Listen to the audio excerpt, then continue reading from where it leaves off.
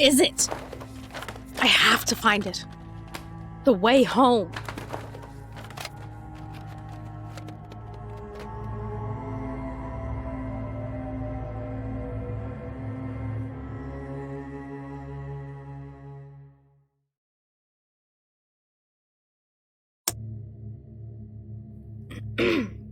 Expedition lead Cassius. Travelogue for VINCULA. Sure, you guys are going to be thrilled to find out we have located a structure identical to the breach. After a bit of exploration, I can confirm that it is structurally and functionally similar to the breach at VINCULA, complete with a looping route back to the single entrance. The midpoint of the interior has a structure jutting out of the side wall along with a sigil, although our linguist does not have a translation for it at this point. We've located this, for all intents and purposes, second breach, in a mountain cave occupied by several of the moths of the same species as the one that took our drone. The moths... The note. Don't forget the note. About the water sigil and the link stone. Hey! I'm trying to make a professional recording here. Now I'm gonna have to start over. That sounds like a lot of wasted battery. There's really no need. Then pipe down and quit interrupting. You're supposed to be resting anyways. Anyway, our linguist would like to note that the sigil in this second breach is not the same as the first breach's sigil. That, on top of not having a link stone, means we really don't have a way to utilize the breach's transportation properties.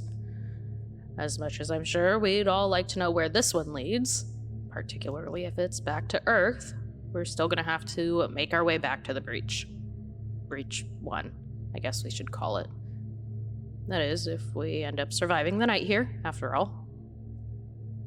Is that sounding sad enough to pass for one of your expedition logs so far? Sounds like the genuine article. I'm sure no one will be able to tell the difference. Well, to summarize the day's activities, we followed our route from the previous expedition to the Lullaby Tree Forest, where Greg's team located a river that seemed to flow down off the mountains. The river offered a clear way through the lullaby trees and headed roughly in the correct direction to increase our signal strength to the missing drone. Unfortunately, that same clear sky was utilized by a massive bird of prey to capture our linguist, who was then intercepted by the large moth we've been seeking. We figured that the moth would take Silas to the same place it took the drone, and amazingly found all our major objectives stowed up in the moth's nest on top of a thankfully easy to climb tree. Where absolutely no violations of climbing safety were made. Shh! Shut up! We recovered the drone and Silas after a few near disasters with more local wildlife, and before we could mobilize to secure Specimen 1 or head back to Breach 1, the moth returned. It made no threatening moves to our team. Instead, it just observed us from its perch. Rather than risk the team again, we debated heading back to VINCULA immediately, given how little daylight remained and the injuries sustained by our linguist. In the meantime, the moth departed its nest once more, but this time had Specimen 1 in its clutches and was headed for the mountains, not far from our position.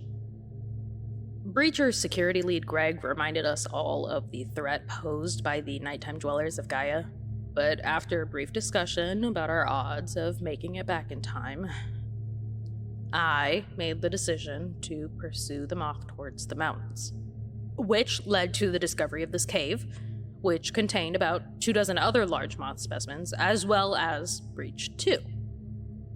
We are now sheltered within the confines of Breach 2. If nothing else, the narrow entrance will allow the security team a choke point to allow them to deny access to any would-be intruders. But I'm still hopeful that if this area works for the moths, it'll work for us. I will attempt to make another work log if the situation changes, but for now, the sun has almost fully set, and we have our emergency rations, blankets, and a few spare batteries left for flashlights and for the recorders. There's no sign of the predators yet, but that could change at any moment. It's just us breachers and the moths scraping along the upper walls of the breach. They just keep going back and forth, stopping to stare at us for a bit before going back to doing whatever moth things they're doing. Which seems to be just a lot of wandering around the breach for now. Well, I hope you found this all to your satisfaction, Miss Vo. We found our drone, sewed our linguist back together, and secured Specimen 1 after we located it inside a second breach. If I get us out of here, you better be damn sure I'm having a serious talk about a raise. Didn't even get a chance to make many specimen logs today. I'm gonna have to revisit Snake Bear another day. Wish us luck!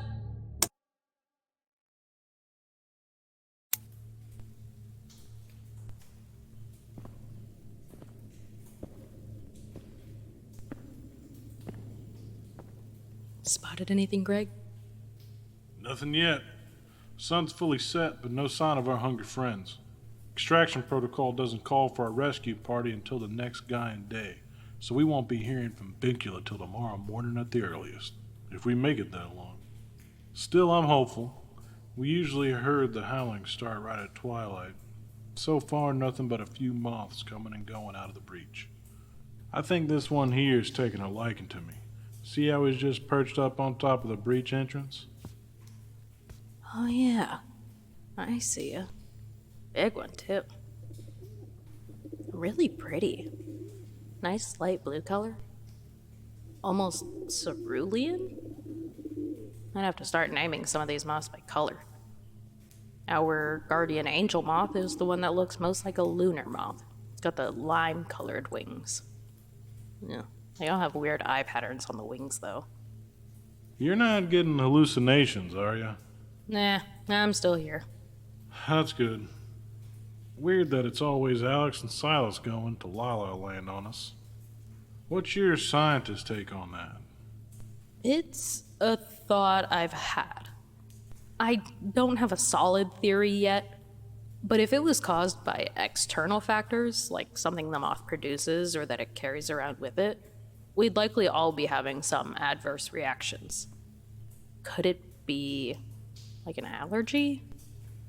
A genetic aversion to the moths? But I don't know. I have nothing else to go on.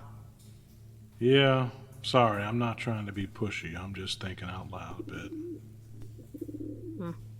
Well, here's hoping you have a quiet watch. My favorite kind. Too bad we're not close enough where I can get an eyeful of the night sky. Just a bit of moonlight streaming through the entrance. You get some rest while you can. You'll need it for the big hike tomorrow. Yeah.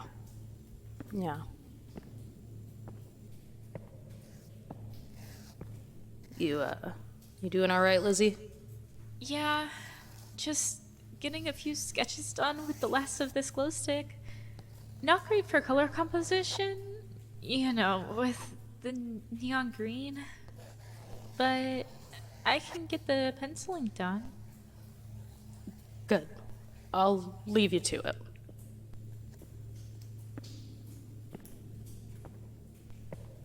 How was the patient, doctor? Snoozing away along with Alyx. It's kind of nice having the breach as our own noisemaker. Real soothing in its own very freaky way.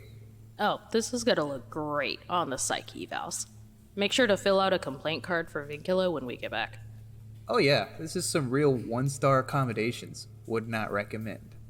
You let him know. I'm just gonna keep walking for a bit. Catch you on the next loop.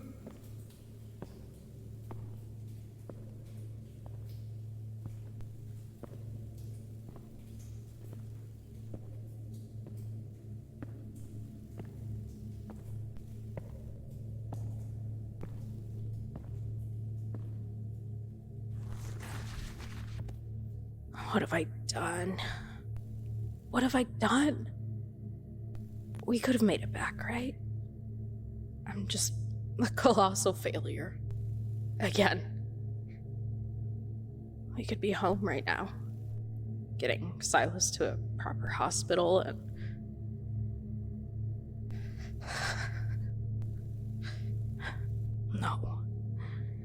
No. We wouldn't have made it. Even Greg knew that in the end. So instead, I brought us to the back of Beyond. Somehow just a few short miles, and yet also infinitely far from VINCULA. Maybe I should have ditched him. He would have understood, right? What the hell am I saying? And I would have done that for anyone, too. Well, anyone in the breach right now. I might have needed convincing for Miss Vo. I probably still would have tried to rescue her, but I would have needed to be talked into it. Yeah. Well, okay, there might have been a few people I would have needed convincing about, or couldn't be convinced about. But these breachers are just so damn close to me. Yeah, even Lizzie. Though, I don't think she really likes me. I think I've let skepticism get the better of me about her.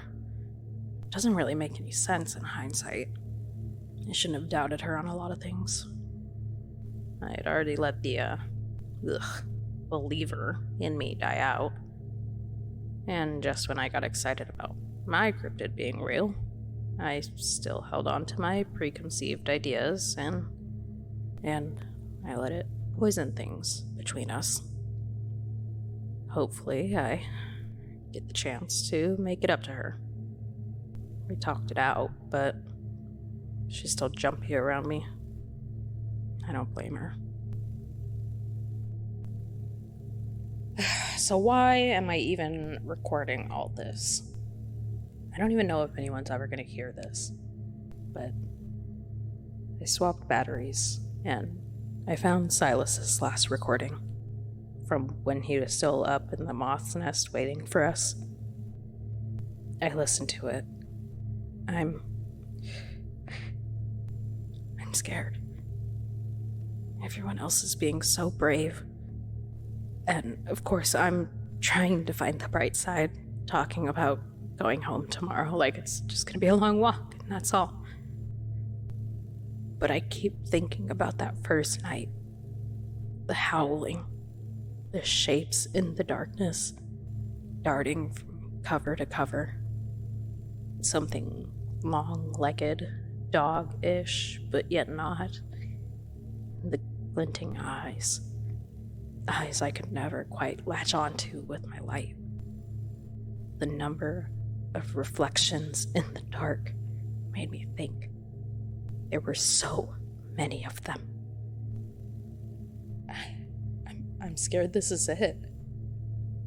The end of the line. And I've not made my mark on the world. I might just be paranoid, but I don't trust for a second anyone at VINCULA is really gonna give us more than the briefest of funerals. Some of us have families, but what are they gonna do? No bodies to even be found unless they know to look in the breach. And if they do manage to locate our remains, they might not even have this recorder in one piece. Still, I have to try.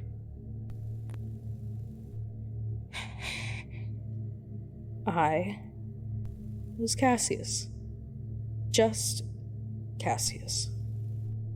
Expedition lead, Cassius. I found the first evidence of the chameleonic ape. I ran back and forth under the jaws of the Titan plesiosaur and lived to tell the tale. I fetched not one but two of my teammates out of life-threatening situations and was myself saved. Then I found this cursed hunk of rock, second of its kind. Might have taken us home. Who knows? Might never be sure. If we make it out, I'm sure we'll get the bookworm to put it all together. If not... I'm Cassius. And I'm here with Greg Washburn, Alyx Yard, Lizzie Bellinger, Jeremiah Woods, Fred Kitzman, Alora Mason, and Silas Caldwell. We lived, we explored, we dared to go where few others would. I was happy to be with every one of them.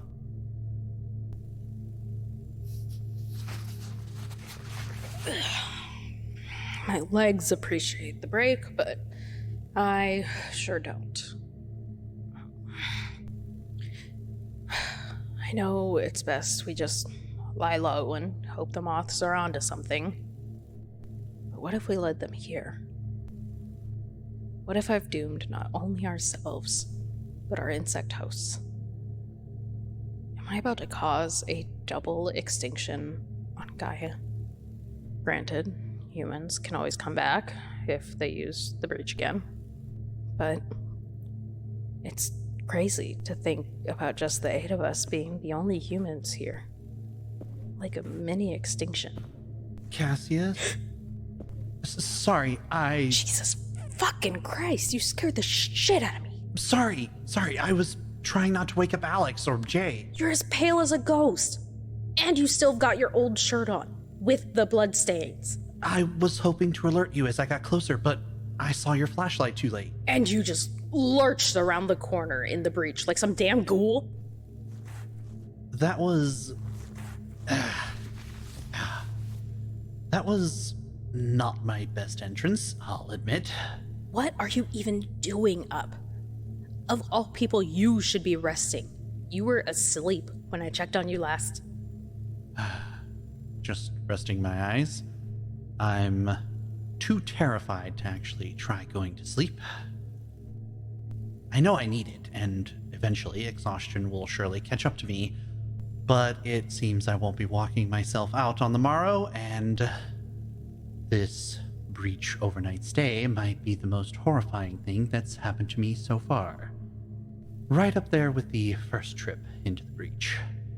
Just me and my trusty rock back then. Oh, yeah. Sorry, I'll admit, I kind of forgot about the story you told me, and how caves and tight spaces really aren't your thing. It's quite all right. You've been more than preoccupied with our safety for the past few hours. My phobias can certainly take a back seat. I'm just learning to breathe again, as if for the first time. You know, it's like Jay said, though. That hum is good for the tinnitus that stupid bird gave me. It's alright, you know? I don't find much alright about this situation. I mean, fair, I guess.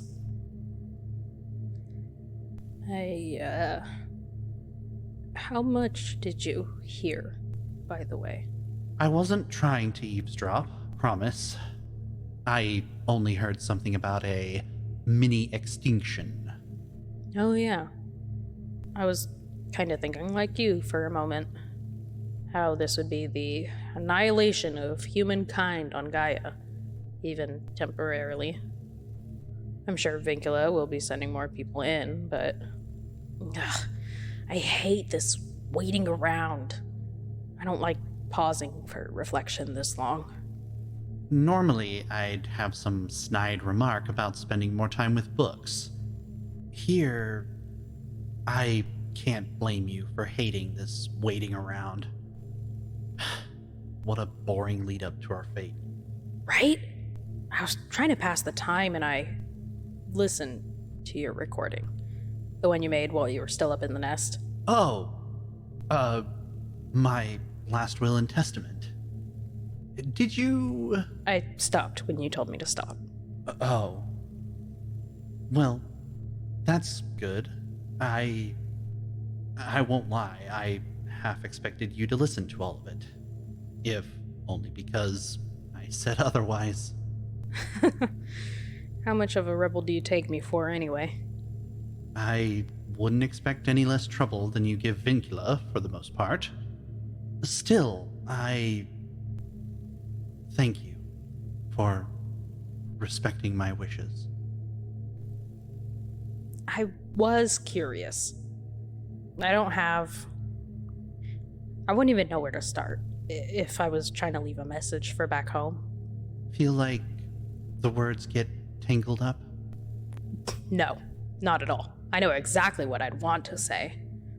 It's just realizing the futility of saying anything. No one's ever bothered listening to me on my side, Silas. I don't think knowing it was my final words would change that for anyone. I'm sorry to hear that. Gee, thanks. Sorry. You were probably being genuine. I was trying to be. It's not you. I think I'm getting more used to your mannerisms. I'm not used to getting any sympathy, nor do I ask for it. I wanted more. God. Why does it have to end like this? Stuck in some shitty cave, cornered, and nothing we can do about it? Here. What's... The very last dregs of the instant coffee I brought. Nasty stuff. And Jay wouldn't let me drink it anyway. You don't seem like you're going to be getting much shut-eye. You're frustrating sometimes, Bookworm. What? How so? I was trying to enjoy being lonely, but being alone with my thoughts was... I thought it was a good idea, but they just kind of ran all over the place. As they are sometimes given to do. Speaking of running off, that fucking bird, though. I didn't catch much of the aftermath. Oh, my eyes were glued onto your moth friend, but the bird just dipped after the moth showed up. There was a brief stare down now that I think about it. Just a moment where the two of them seemed to float in midair, eyes locked on each other. And then the bird just flew off without so much as one more boom. I see. So the moth really is acting benevolently on occasion. Perhaps even the drone abduction was done out of a misplaced desire to protect it from the Titan plesiosaur. That and even Specimen 1. It keeps taking things back to its nest, and seemingly not for consumption.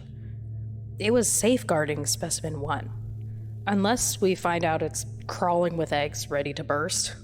But unlike you, I saw no signs of puncture marks or anywhere to insert anything, really. Hopefully, I'm not harboring some stowaways either. But Specimen 1 is no nearer to being understood with close inspection, is it? No, not at all. Mothfriend brought Specimen 1 here and then just dumped it in the breach. And didn't even seem to mind when we strolled up to have a look-see. If it was harboring eggs or a food source, or hell, even just a curiosity for the moth, I feel like it would have taken exception to our presence. But no. It let us get you back. We packed the drone away and then practically chased after it and nabbed Specimen 1 as well. I can't say anything for certain. Every time the moth draws near, my vision becomes a haze of colors. Like the whole world has been splashed with every conceivable shade of the rainbow. Many eyes, too, on the walls and all along my body. And time simply vanishes away. I remember no specific happenings and just kind of wake up from it. Like having a powerful dream, and you know you had the dream, but every detail vanishes as soon as you awaken. I'm gonna be honest. What you're describing kinda sounds like drugs to me. Is it like tripping? I wouldn't have the foggiest notion of what that's like. Oh my god, you guys. Silas is doing moths again. Please, can I go to moth rehab when we get back? I'm swearing off the bug. No worries there. We're chaining you to your room when we get back. I don't care what Miss Vo says. You're going to be drinking a few liters of whatever June can scrounge up for you every day until you're better. I've noticed something else. Not many moths on this end of the breach. They don't cross over the sigil pedestal. Really? I've been walking back and forth too much to get a precise idea of their pattern. I noticed it since Jay sewed me up at the midpoint. The moths crawl along the walls and floor, sometimes pausing to clean their antenna or flap their wings a bit, and then pause at the part of the wall with the linkstone notch and the sigil in the unknown language. Then they always turn around and head back to the entrance. Interesting. Maybe they have a latent awareness of how the breach entrance works? You think it throws off their directional ability? Something like that. We know from experiments on Breach 1 back at VINCULA that it's the latter half of the breach's passage that gets weird. If you walk into the breach, stop at the sigil, turn around and go back, you wind up at the entrance. It's the same if you continue forward. But where do you meet if, say, two people walked in the breach and one person walked back while the other person continued? I haven't had the pleasure. What happens? Turns out, the breach's distance to the entrance is a bit flexible, especially when you're on the latter half of the sigil pedestal. Normally, it's roughly equal steps to get from the pedestal to the entrance either way. But if two people are inside, one going clockwise further in the breach and the other counterclockwise going back, the one going in finds a point where they just lose the wall. What do you mean, lose the wall? It's gone. If you're following the right wall as you continue clockwise, again, with someone else in the breach going in reverse, counterclockwise, the wall turns a sharp corner and there's just darkness. We can't illuminate it, and a few expeditions into the void on the right-hand side just end up finding a left-turning wall. It doesn't matter what angle you approach or how good you think your sense of direction is. You find a left-turning wall. That process seems to add distance, as in finding the left-turning wall adds length to the breach. So where normally two people walking the same speed would reach the entrance simultaneously, whether they went back or went forward at the pedestal, now the one who went forward takes longer to do it. So far, we haven't been able to synchronize anyone's arrival at the entrance using that technique. Interesting. And we've tried electronic means to help with distance measurement. So, you notice how in every expedition we've made, the lights we have strung up inside the breach turn on as we approach? I thought that was an oddly dramatic touch. Nope. As I said, if you march into the breach, it turns clockwise until you exit again. Or, if you have two people, one goes back and the other goes forward, the one who goes forward eventually changes rotation. That implies there's some kind of observation component to the phenomenon. When you run a hard wire, it loops as you'd expect. So, of course, you've got the other end emerging at the entrance and can also see where you've brought it in with you.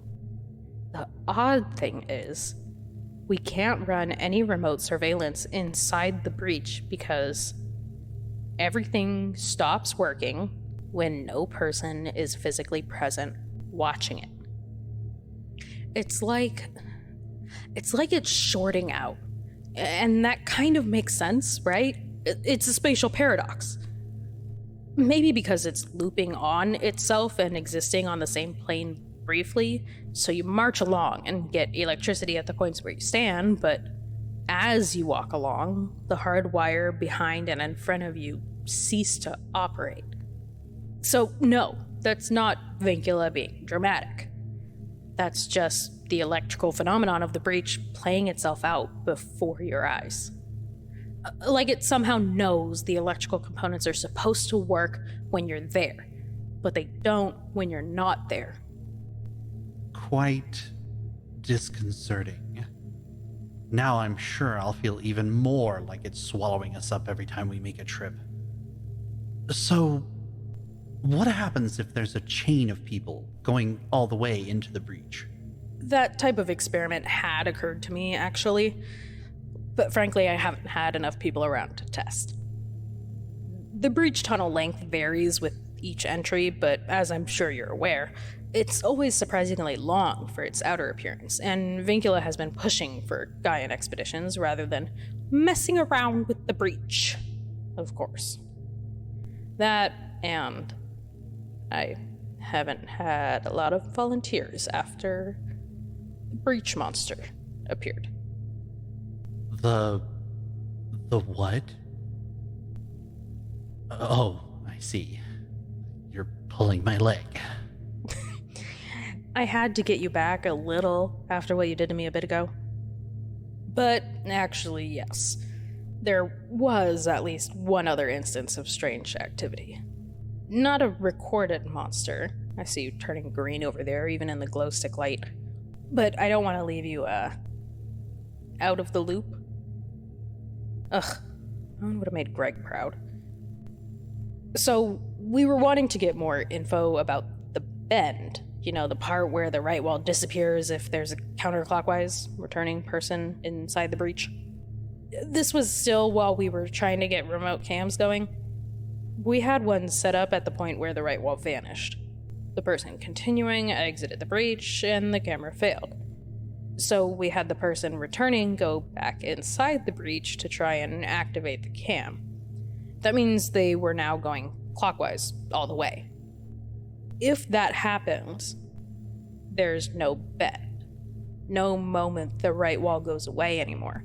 I was curious to see what would happen, and there was no camera or tripod. It was just gone, with the end of the electric cable cut cleanly where the wall stopped. But no, I jokingly referred to it as a monster because actually I think it was more of a spatial problem. Like the breach was having to reassert itself into reality and just pocketed the camera setup somewhere. I'm sure it'll turn up one day. I'm going to be sick. Hey, be thankful it hasn't happened to someone yet. Oh God. Ugh, sorry. I figured you'd want to know that information sooner or later.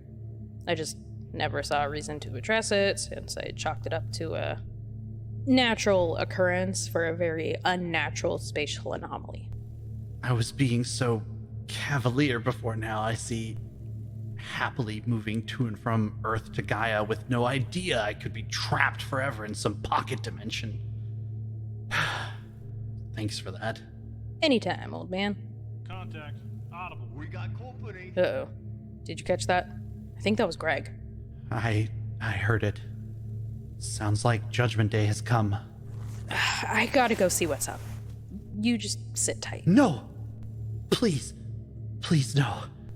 Don't leave me here. I'll walk with you. Silas, you... Please. Don't leave me here. Okay. Come on, Grandpa.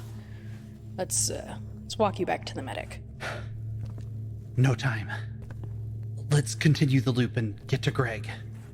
If I'm going to die, I'd rather be in a slightly more open cave. Not here. Not here. Jeez. Near-death experiences don't make you any less of a geezer, do they? I should think I've earned the right to be picky about where I face my end. Thank you very much. I oughta dump you right back in Jay's lap right now.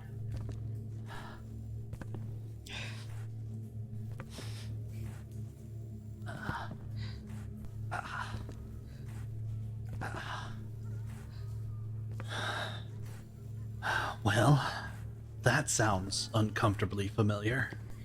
Time to get up close and personal.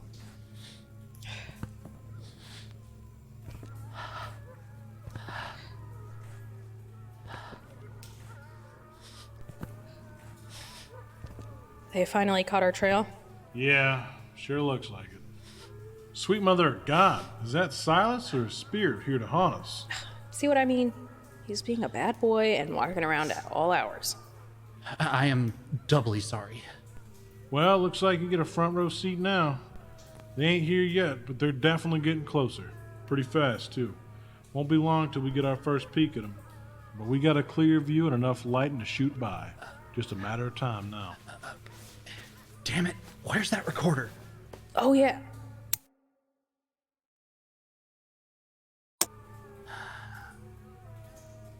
Silas Caldwell, expedition report for VINCULA. We are still in the second breach, and as you can probably hear, we have almost certainly been trailed by the nocturnal predators native to Gaia. Our security team have barricaded the breach entrance as best they can with rocks from the cave, and are now posted waiting for the arrival of our hunters. Don't fire till we get a clear shot. No sense wasting ammo or giving ourselves away on the off chance they can't get in here to find us. Roger that. Hell, this is giving me the creeps. Hey, it could be pitch black right now. Or raining. Or they could be shooting back at us. This is a piece of cake. Pipe down.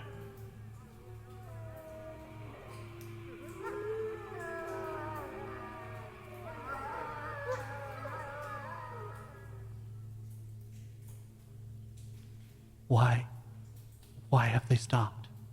I don't know.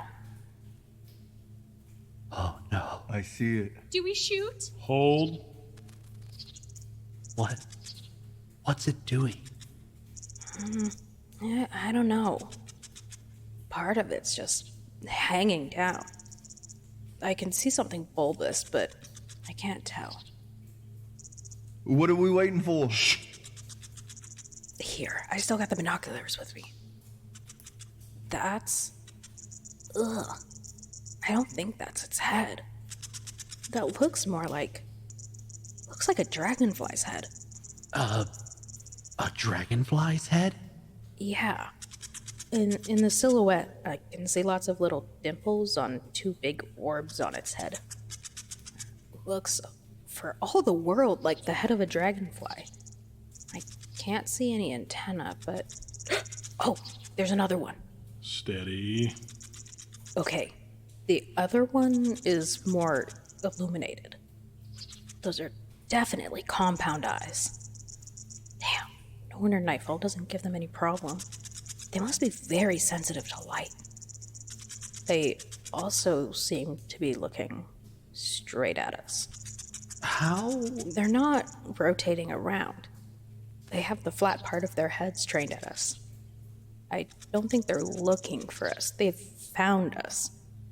But they're just watching for now. Sizing us up, perhaps?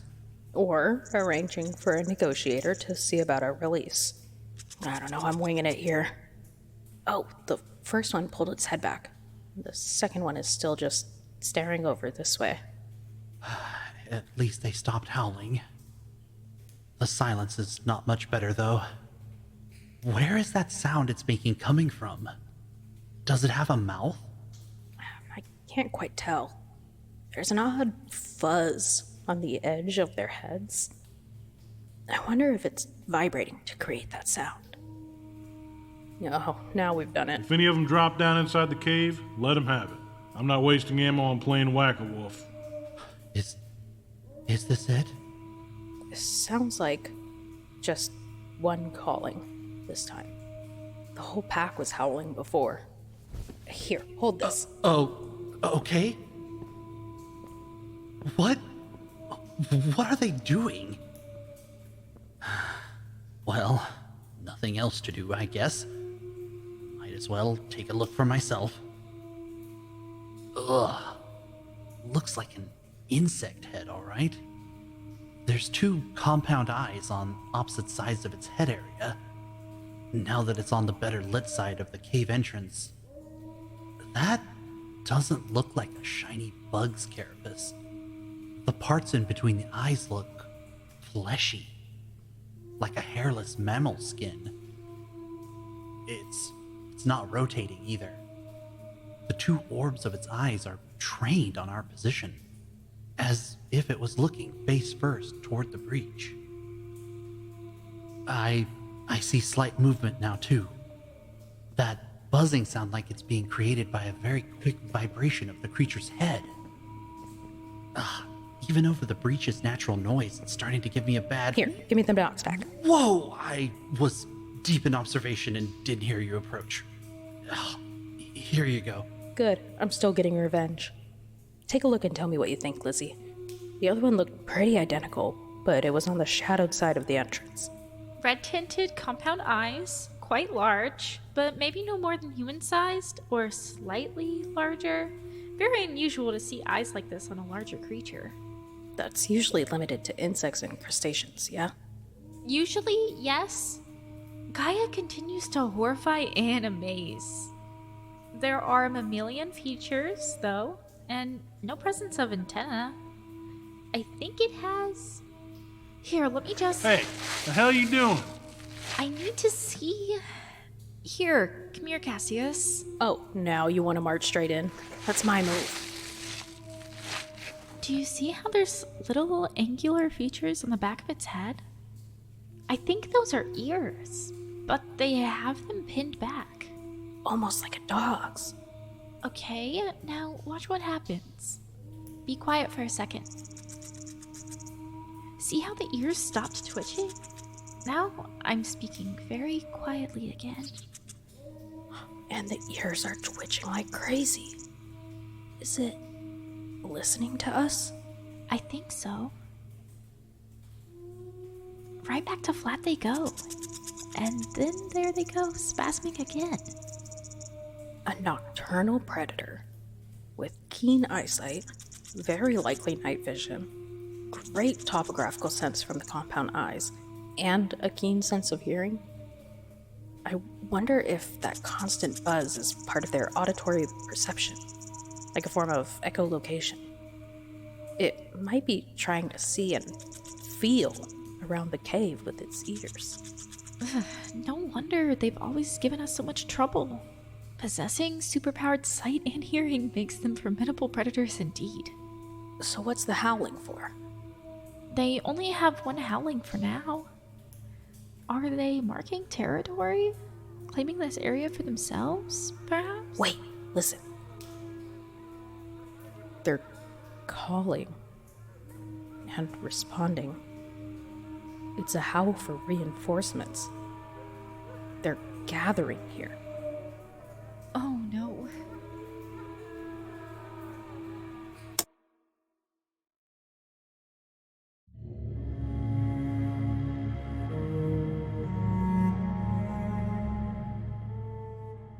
Syntax is a podcast by Twin Strangers Productions and is licensed under an Attribution Share-alike 4.0 international license.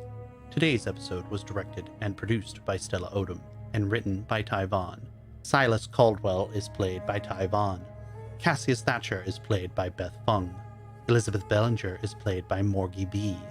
Alyx Yard is played by Jules Christine. Greg Washburn is played by Cody Burke. Jeremiah Woods is played by Elgin Smith. Additional voices and sounds provided by Gage Odom. Listen to other episodes, find our social media links, and make donations by visiting syntaxpodcast.com. Rate us on iTunes and Google Podcast, and follow us on Spotify. Tweet us at TwinStrangersP with your burning questions, and engage with fellow listeners on our subreddit, r/syntaxpod. Thanks for listening.